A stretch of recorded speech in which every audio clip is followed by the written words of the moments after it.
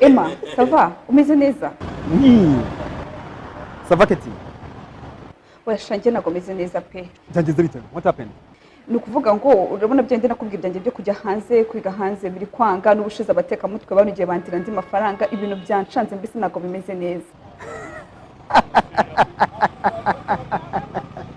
Oya Emma unaseka. Don't tell me. No, ntabwo uzi Pendafrica Smart Services. Pendafrica, what's that? Pendafrica Smart Services. Niyo company yonyine rukumbi ishobora kugufasha muri icyo kibazo ufite. Okay. Starting from admission, visa, air tickets. Ikanagufasha no kuba washobora kujya kwivuza mu mahanga mu gihe ufite ikibazo cy'uburwayi. Oh, okay. Wow, that's nice. No, check on their website. It's www.pendafrica.net.rw. Yeah, sure. Okay, hold on. Ku bindi bisobanuro nyarukira Kimironko hirya gato ya gare mu nyubako ya Promise House etage ya kabiri mu muryango wa 4. Mukindo gisagara. Mwese muri sako Mukindo turabasuje. Twizere ko mutazakora ngasakira mutete sako y'igi. Reka mbabarira reka nkwisabira ikintu kimwe. Aba bantu ba Pendafrica Smart Services bashire ko na training yindi bajye babibaza bahugura aba bantu. Ukora akazi nta buri ngewe umwaka wa mbere bose bazatrainingwa na Pendafrica Smart Services bari mu nzego zibanze nzabishyurira ku mushahara wanjye. Nanjye ngiye gushiraho umuyobozi umwuzi ko yananiwe inshingano arimo ni Nyakarenzo. Uyu wa Karenzo ngiye kumwishyura abanza yiga ikintu bita leadership. Ndaje mbaze Charles muri wa Pendafrica niba bigisha na leadership azagende muri Polonye nzamwishyura none ariko agaruke afite umutima mwiza no kubaha batuma ubupfura buravukanwa batuma araho yicaye buravukanwa n'ubugoryi bukiza ubugoryi bwo hari abubwiga kuze niyize kuvuga ngo ya mahugurwa y'abayobozi yajyaga baho n'ubaracyabaho iminota yagiye. So reka dufata akaruhuko dutumikira abafatanyabikorwa ni Pendafrica Smart Services. Twebwe turacukije tuzasubira ku cyumweru mu kiganiro nk'iki tubaye muto mutwaganire ntabwo murebye imyigaragambyo muri Sashika turayifite tuzabiheraho. Reka ducutse icyo nababwira cyo kuwa mbere ku munsi w'ejo nderekeza Kamonyi abaturage bagiye kumara umwaka barishyuye ahazaterwa borone ku bibanza byabo ariko ngo rwiyemeza mirimo wahawe ako kazi cyangwa se watsindira iryo soko yagaragurira abaturage agati n'ikibazo nari nakibwiye guverineri w'amajyepfo ariko Kayitesi Alisa ariko Kayitesi twizere nawe ko afite byinshi rega nabyo guhindura. So reka twakire Pendafrica ubiteka barinde Samuso ihangani inkuru y'abaturage ba Ruhango wa undi ba muri shitingi mumbare muyibike Ruhango iki abaturage baba mu mwobo uwiteka bane namwe icyumweru cyiza ngiye uburakari bura namfashe nuko ngiye Jeff akira Pendafrica Smart Services ariko mwabonye ukuntu umuyobozi yaje yambaye agakweto ko hasi mamu ya Mungu yabwiye Erika ari ibintu bikujabuka nzakugira inama. Allo Emma, ça va? Umeze neza? Oui. Ça va Keti? Oya shanjye ntabwo meze neza pe. Byagenze bite? What happened? Ni ukuvuga ngo urabona byende nakubwira ibyanjye byo kujya hanze kwiga hanze biri kwanga n'ubushize abateka mutwe banugiye bandira andi mafaranga ibintu byancanze mbese ntabwo bimeze neza. Oya Emma unaseka. Don't tell me. No, ntabwo uzi Pendafrica Smart Services. Pendafrica, what's that? Pendafrica Smart Services. Niyo company yonyine rukumbi ishobora kugufasha muri icyo kibazo ufite. Okay. Starting from admission, visa, air tickets. Ikanagufasha no kuba washobora kujya kwivuza mu mahanga mu gihe ufite ikibazo cy'uburwayi. Oh, okay. Wow, that's nice. No, check on their website. It's www.pendafrica.net.rw. Yeah, sure. Okay, hold on. Ku bindi bisobanuro nyarukira Kimironko hirya gato ya gare mu nyubako ya Promise House etage ya kabiri mu muryango wa 4. Okay, turacyari mu kiganiro bivugwa mu cyumweru ariko tugeze ku gice cyaho cyanyuma cyangwa se igice cy'ikiganiro cyanyuma tuba turi kumwe n'abafatanyabikorwa batandukanye tugiye gusozanya na Pendafrica Smart Services kugira ko babafasha kujya kwiga mu mahanga ndetse no kwivuza.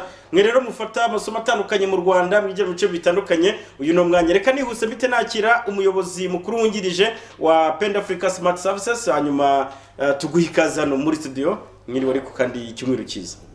Murakoze cyane ndabashimiye BTN TV ku makanya nk'umuyobozi wungirije wa Pendafrica Smart Services kugira ngo dufatanye basobanurire muri makeya ibijyanye no kujya kwiga no kwivuza mu mahanga ku buryo bigirira abanyarwanda bose umumaro. Twihuse mu minota mike dufite, ongera wibutse ni kwigisha no guhozaho, niko abantu benshi bavuga, niko biri kwigisha no guhozaho.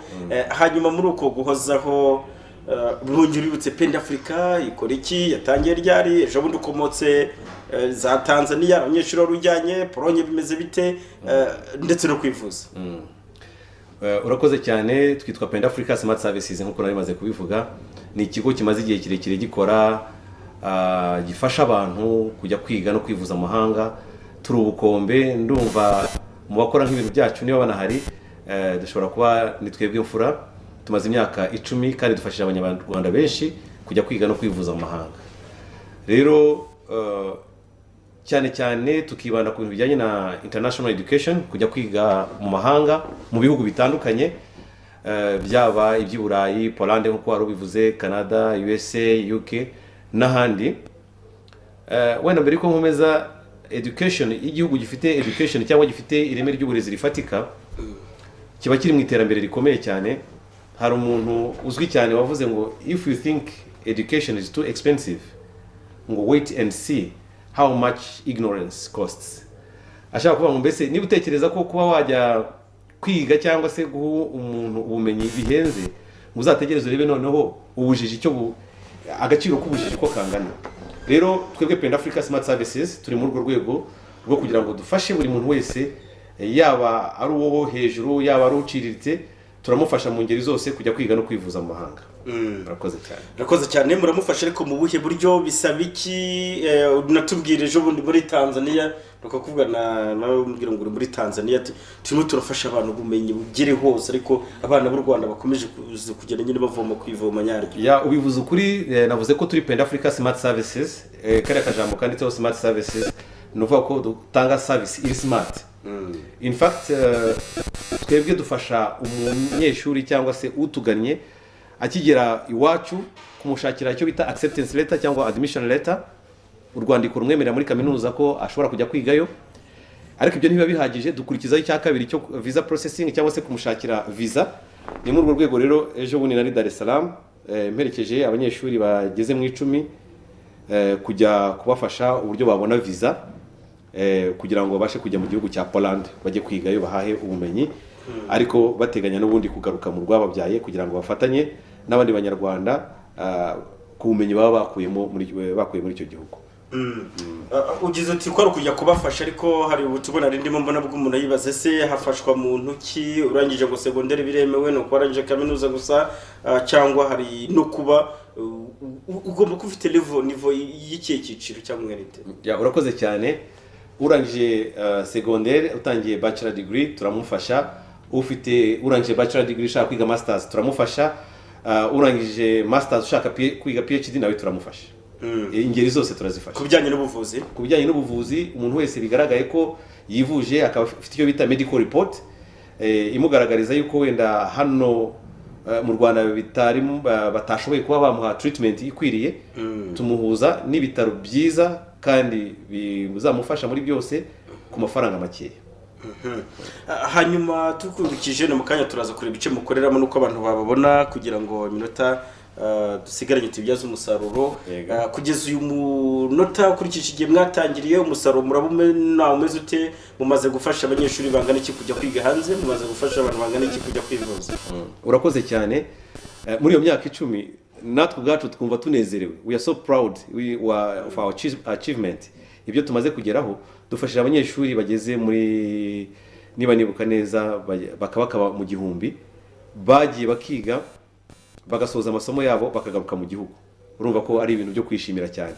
N'ubu kandi turabafasha, ndetse nk'uyu mwaka w'amashuri tumaze kwakira abagera mu 180 bagiye mu bihugu bitandukanye, kandi bose tukabafasha kujya kubashakira visa, tukanabaherekeza, kandi no mu gihugu bagiyemo nabwo tukabaherekeza, tukamenyesha sho ngo bageze kuri university amahoro, ibyangombwa byose bisabwa umwana akigera ku ishuri cyangwa umunyeshuri agera ku ishuri, byose tukavugana n'ubuyobozi bwa kaminuza, tukavayo uko byose birangiye. Iyo service dutanga ituma n'abantu benshi badukunda kandi bakatugana ku buryo bwinshi cyane.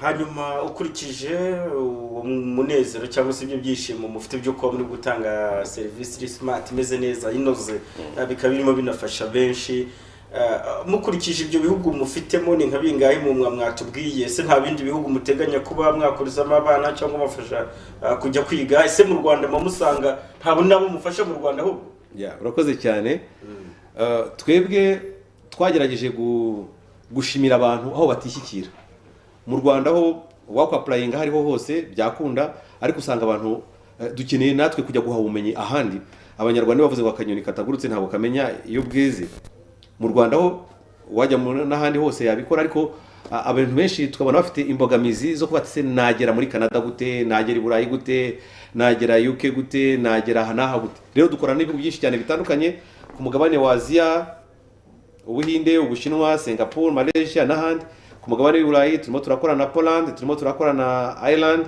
turimo turakorana na UK turimo turakorana na Belgium ibyo bihugu cyane bitandukanye na Canada ndetse na USA urumva umuntu wese washaka kujya kwiga hanze mu gihugu yabashaka kujyamo icyo ari cyo cyose twiteguye kumuba hafi no kumufasha mu buryo bwose haba ari kumushakira ibyangombwa bitangwa na kaminuza kugira ngo abone umwanya ko ari kumushakira visa ko ari kumuherekeza ahantu hose hatandukanye kugira ngo yumve ari comfortable kandi abonye serivisi nziza cyane turagenda dusatira umusozo mbere ko mugira ubutumwa butuma abari badukurikiye ariko hari n'abakomeza kwibaza bati twumva abantu benshi birimo kagenda mukabishyira i Kigali ngo nyamara none ukatwirengagiza ngo ndi Nyagatare ubuse ngo twebwe twavutse nk'izindi mpinja kumva ngo nanjye ndi Rusizi ngo ubuse ndambuka Nyungwe nzi Kigali Rubavu gutyo mu bice bitandukanye by'igihugu mukorera he hanyuma abantu babona gute biraborohera mu buhe buryo kugira ngo nyine mukomeze mubafashe urakoze cyane umbaje ikibazo cyiza ntaho icyicaro cyacu gikuru kiri Kimironko hari hafi ya gare mu nyubako yitwa Promise House abantu benshi barayizi ni naho twatangiye naho tugikorera hari rwose ukigera kuri gare inyubako ya etage iraho ngaho yitwa Promise House niho tubarizwa muri urwo rwego rero rwo kugira ngo twegereze dukorere icyo bita decentralisation cyangwa se kwegereza abantu uburyo bwo kuba batugeraho ku buryo bworoshye atabanje kuva Nyagatare nkuko wari ubimbwiye ngo azi Kigali cyangwa se ave Rusizi n'ahandi twabanje hano mu mujyi wa Musanze ubu tuhafite ishami rwose abantu ba Rubavu ba Nyabihu abantu bose bari aho ngaho bagakenke ntabwo bikiri ngombwa ko bafata urugendo umwanya wabo n'amafaranga bazi Kigali dufite branch Musanze turateganya gushyira indi Rusizi tugashyira indi hari Kayonza ku buryo abantu ba Nyagatare abangoma abarusumo bazajya bazana ibarasirazuba bwose noneho urumva Rusizi ni kure ho tuzagira yewe n'abavandimwe bacu ibintu nibigenda neza bujuje ibisabwa bo hakurya y'umupaka nabo dushobora kuzabafasha kujya kwiga ndetse no kwivuza mu mahanga rero twadukorera hariya Kimironko ko nari mbivuze ikindi ushobora kutubona ku mbuga nkoranyambaga zose zibaho yaba Twitter yaba Instagram yaba Facebook yaba YouTube n'izindi ndetse dufite n'urubuga rwa dufite na website www.pendafrica.net.rw nuvuga ngo ahantu hose wadukenera kushaka amakuru no ku isi yose watubona ndetse ushobora no kuapurayinga nkuko wari ubimbajutse abantu baturuka Nyagatare n'iki byose ushobora no kutiri kugera kuri office yacu ukinjira kuri website yacu hari ahantu handitse ngo apply now ukaba watwohereza documents zose zisabwa warangiza n'ibindi byose tukagusubiza tukagukorera application ukazaza uje gutwara ntuza yawe uje gutwara admission letter tunagufasha kujya kubona ushaka visa mu masegonda make dusoza Charles nk'umuyobozi mukuru w'ijisho wa Penda Africa Smart Services nicyo abwira bari badukurikiye icyo nabwira bari badukurikiye ni bagane Penda Africa Smart Services ku bwinshi tubafashe kujya kwiga no kwivuza mu mahanga we na mentioning kano kantu abantu batekereza ko kujya kwiga mu mahanga bisaba ko ufite ibya mirenge ariko twebwe nk'ubihugu byinshi turimo gukora nabyo hari ibyo bita partial scholarship turimo turayitanga cyane kuri tuition fees kandi nayo ngayo yasigaye tukabemera ko bayishyura mu byiciro ku buryo bitabera imbogamizi umubyeyi wari we wese kuba yakwishyura umwana minerivare ikindi ubu ngubu hari icyo bita abantu bari bwiyandikishe muri uku kwezi kwa gatandatu hari intake yo mu kwezi kwa 9 baraba bafite igabanyirizwa rya 50% ndetse kuzamura kugeza kuri 75%. rero nagira ngo abantu bitinyuke, niyo message natanga, be kumva ko kujya kwiga no kwivuza mu mahanga cyane cyane kujya kwiga bisaba ibya mirenge. Kuri buri muntu wese aratwegera tukamufasha, tukamwereka uburyo ashobora kwishyura mu byiciro kandi ku mafaranga make, kandi kuri kaminuza iri kuri international standard. Tujya gusoreza ku kintu kimwe nk'umuyobozi, ntabwo nkubahutse yego, ariko nk'umukozi wawe ntihita bikubwira, ariko ngewe none ndagusabye yego inshuro ebyiri zose usubiramo nimero bababona. Urakoze cyane. Nimero watubonaho hano i Kigali, wenda reka ntange nimero imwe kugira ngo bataba confused. 07 8 2 90 69 53 07 8 2 90 53. Aho ngaho rwose tureta tukwakirana yombi, tuge serivisi nziza kuri branche yacu y'i Kigali. I Musanze naho ndatanga nimero imwe yonyine 07 8 3 53 012 07 8 3 53 012 twakwakirana yombi i Musanze. Charles, urakoze cyane, reka ngushimire. Nanjye Celestin ndagushimiye cyane, nshimiye n'ubuyobozi bwa BTN. Ku bari badukurikiye bo ndabasigiramo publicité bongera kumva izo nimero neza, bongera kwibura neza mu buryo butandukanye. Twagushimira. Murakoze cyane, mwakoze kunyakira, kandi n'abantu batugane ku bwinshi tubafashe muri serivisi zose bifuza zijyanye no kujya kwiga mu mahanga. Mugira umunsi mwiza. Arakoze cyane Charles cyangwa se Charles, ni umuyobozi mukuru wungirije wa Penda Africa Smart Services, ikaba ikomeje kubafasha kujya kwiga mu mahanga ndetse no kwivuza. Mu bagane, mwumvise ko ibindi byose ushobora kubasanga ku mbuga nkoranyambaga zabo zitandukanye, ariko na telefone mwazumvise. Reka mushimire cyane, bakoze cyane. Ubwo abantu mudukurikiye mwese nababwira iki, ntimuzongere kuvuga ngo kwiga mu mahanga ni ikibazo kigoye. Wanyuze kuri Penda Africa biroroshye.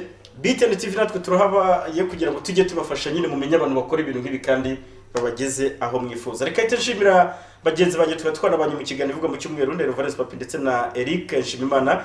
Dusoreje ahangaha, dusozanyije na Penda Africa Smart Services. Izindi gahunda zigiye gukomeza. Reka nshimire cyane Jeff Niyonzima umfashe kubanga bw'ibyuma. Ubwo izindi gahunda zikomeze, nasigiramo publicité ya Penda Africa, hanyuma izindi gahunda zikomeze gena ari Celestin n'ijoro ko bifurije kugira icyumweru cyiza. Washange nagomeze neza pe. Byagenze bite? What happened? Ni ukuvuga ngo urabona byende nakubwira byanjye byo kujya hanze kwiga hanze biri kwa